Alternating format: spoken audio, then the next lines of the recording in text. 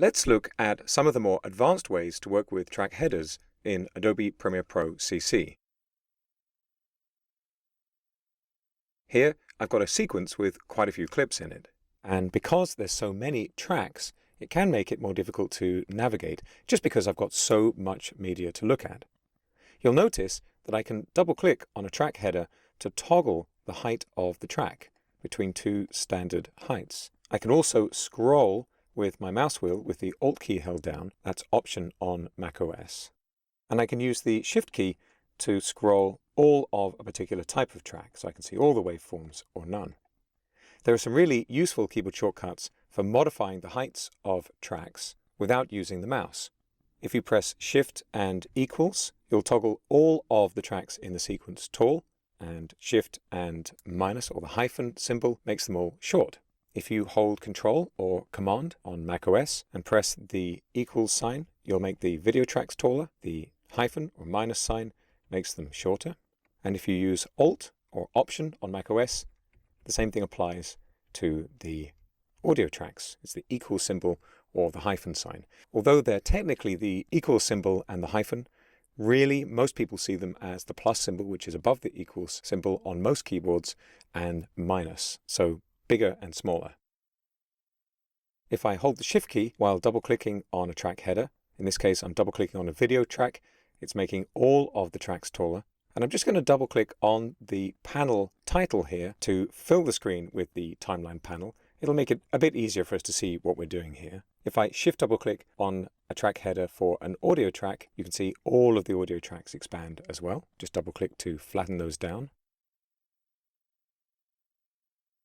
We also have the option to create track height presets. Let's say, for example, that I decide I want my Audio 1 and Audio 2 tracks to be large, perhaps because I'm working on a dialogue edit. I'm going to begin by using the scroll wheel here with the Alt key to set these to a height that I want. And let's imagine that this is a track height preset that I want to keep. So I'm going to go to my settings menu for the timeline panel, and I'm going to choose Save Preset.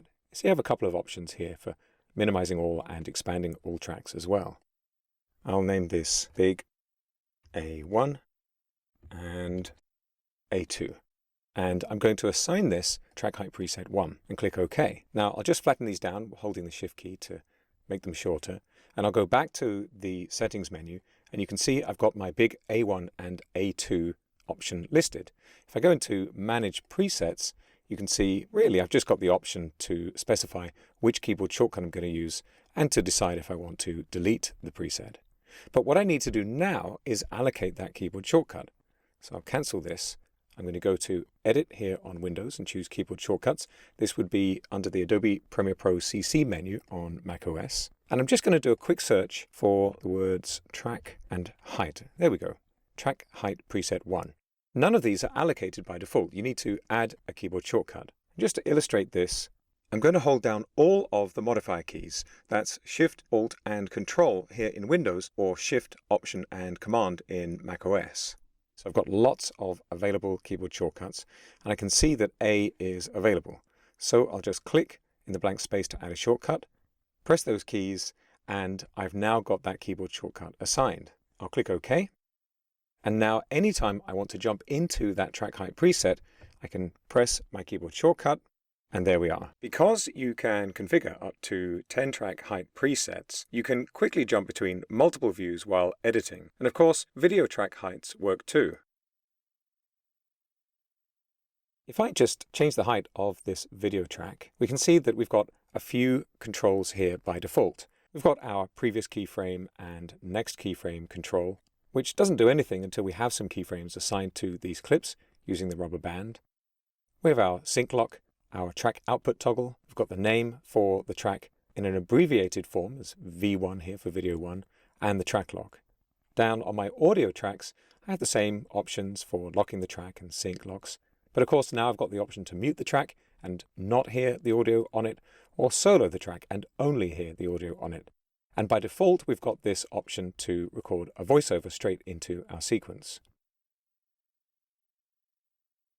If you want to rename a track, it's pretty easy to do. I'm going to right-click on this video 1 track and rename it. And let's call this camera A. I'm pressing enter. It's worth noting that the track needs to be tall enough for you to see the track name before the rename option's available. You see here, I'm right-clicking on video 2 and it's grayed out because I don't actually have the name on show. You can do the same thing with audio tracks. I can right-click here and choose rename. But also, if I come out of full screen with the timeline panel here, I'm going to double-click on the name and I'm going to go to the audio clip mixer. You'll notice that all of the audio tracks are named at the bottom of the mixer. So if I wanted to call audio 1 dialogue, I'm just pressing enter. You can see that updates in the timeline panel automatically. These two really are linked together.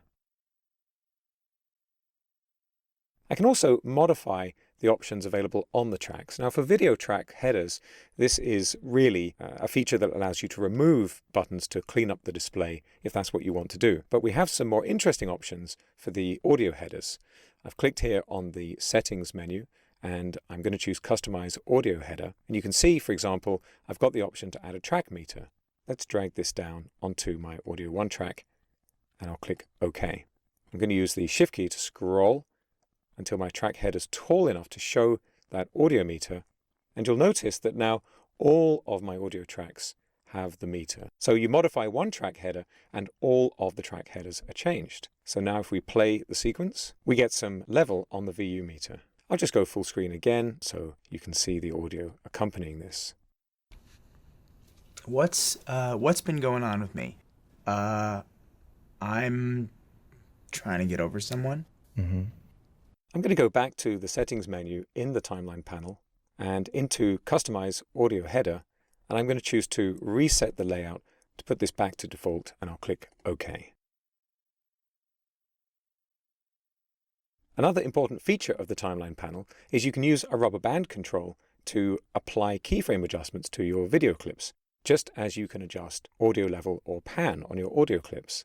I'm going back to the settings menu here, and I'm going to turn on Show Video Keyframes. This enables the sequence clip level control, sometimes called the rubber band, which by default controls the opacity for the clip. I just line up my playhead here, and I've got the option to hold down Control, that'll be Command or Mac OS, and add keyframes to adjust the opacity. If you right-click on the effects badge for a clip, you can specify what that rubber band controls. You can see by default it's controlling the opacity, but I could also control things like the scale. Most people just use this control for opacity adjustments, but you do have the option to adjust any effect that's keyframeable.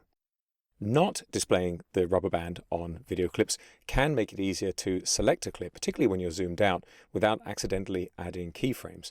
So it's pretty common for editors to leave this option turned off. We also have the option to view more thumbnails on our clips. Here, for example, by default, we're getting the first frame of the clip. But if I go to the timeline panel menu, I've also got the option to view continuous video thumbnails. So it's a little like a film strip. There's also video head and tail thumbnails, which gives me both the first and last frame of the clip. This can make it a little bit easier to navigate your content and find the exact shot you're looking for in a sequence. So that's some of the more advanced timeline track controls in Adobe Premiere Pro CC.